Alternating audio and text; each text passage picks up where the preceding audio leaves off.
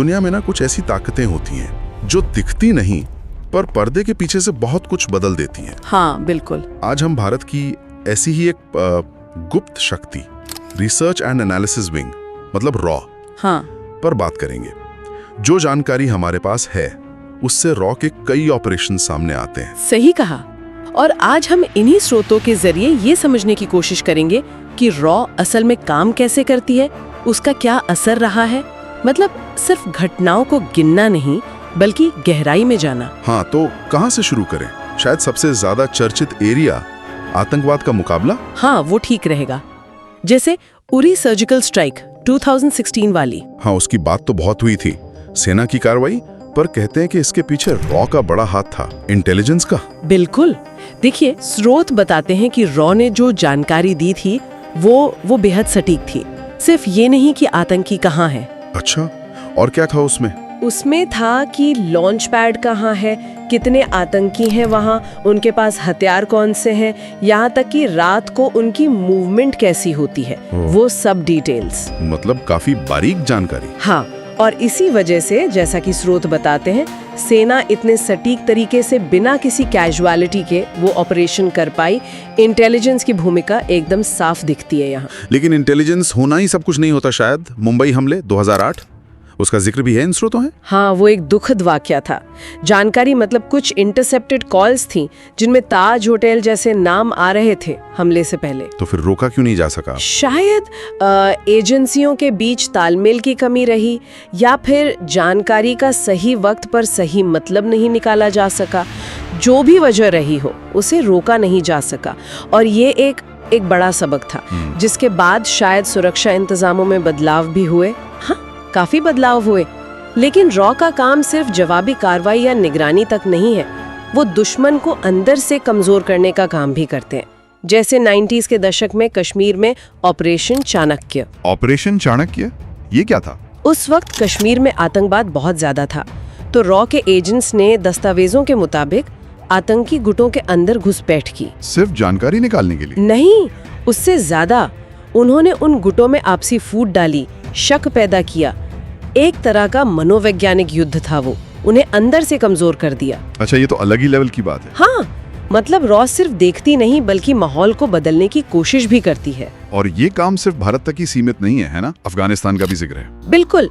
अफगानिस्तान में रॉ ने वहाँ की एजेंसी के साथ मिलकर भारत विरोधी गुटों पर नजर रखी, और एक बड़ी कामयाबी मिली जब दिल्ली में एक आईसिस के का सुसाइड अटैक होने वाला था। आईसिस के? खुरासान वाला गुट? हाँ, वही।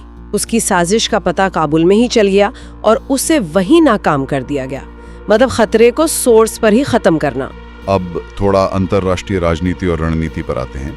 श्रीलंका 2015, वो चीनी पनडुब्बियों वाला मामला। हाँ, वो भारत के लिए चिंता की बात थी। कोलंबो में चीनी पनडुब्बियां।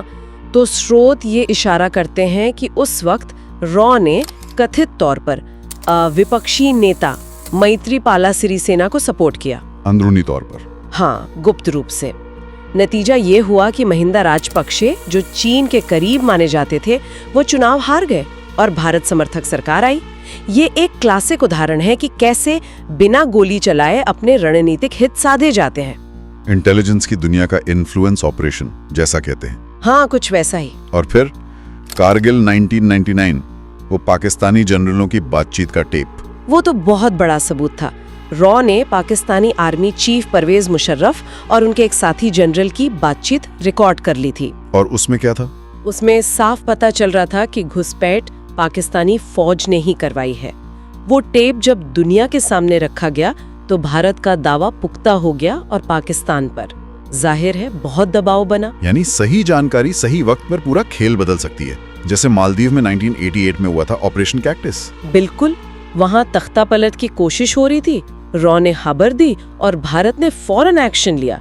सिर्फ 16 घंटे में प्लानिंग हुई और अगले 9 घंटे में हालात काबू में थे। ये रॉ के नेटवर्क और तेजी को दिखाता है। तो ये तो हुई जियोपॉलिटिक्स और आतंकवाद की बातें जी। लेकिन रॉ का काम और भी फैला हुआ है, जैसे भारत का परमाणु कार्यक्रम। हाँ, 1974 का स्माइलिंग बुद्धा टेस्ट, उसे इतना गुप्त रखा गया कि CIA जैसी एजेंसियों को भी हवा नहीं लगी। कहते हैं रॉ ने इसमें बड़ी भूमिका निभाई थी, हर चीज को छुपाए रखने में। और बाद में पाकिस्तान के प्रोग्राम पर नजर रखने के लिए भी। वो नाई की दुकान वाला किस्सा सुना है? हाँ, वो मशहूर है, हालांकि पक्का नहीं कह सकते। कहानी ये है कि काहुटा न्यूक्लियर प्लांट के पास एक नाई की दुकान से वैज्ञानिकों के बालों के सैंपल लिए गए। बालों के सैंपल क्यों? ये पता लगाने के लिए कि क्या वो वेपन ग्रेड यूरेनियम बना रहे हैं। उसे बाल से? बालों से पता चल सकता है। ये दिखाता है कि जासूसी कितनी क्रिएटिव तरीकों से हो सकती है। गजब है। और अंडरवर्ल्ड पर भी इनकी नजर रहती है। रवि पुजारी की गिरफ्तारी। हाँ, वो सालों से फरार था। रॉ ने टेलीकॉम ट्रेसिंग से उसे सेनेगल में ट्रैक किया, फिर इंटरपोल की मदद से उसे पकड़कर भारत लाया गया। ये दिखाता है कि एजेंसी की पकड़ ग्लोबल क्राइम सिंडिकेट तक है।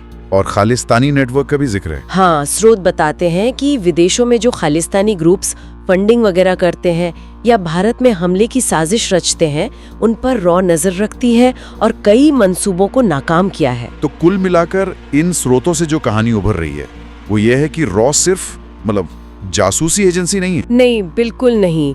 ये एक ऐसी संस्था है जो सक्रिय रूप से भारत के हितों की रक्षा करती है, चाहे वो सीमा पर हो, कूटनीति में हो या फिर अपराध की दुनिया में। कई बार तो ये जंग शुरू होने से पहले ही उसे खत्म कर देती है, चुपचाप, बिना किसी क्रेडिट के। हाँ, ज्यादातर काम पर्दे के पीछे ही होता है। ये ऑपरेशंस उनकी ताकत और असर दिखाते हैं। सही कहा, लेकिन ये हमें सोचने पर भी मजबूर करता है।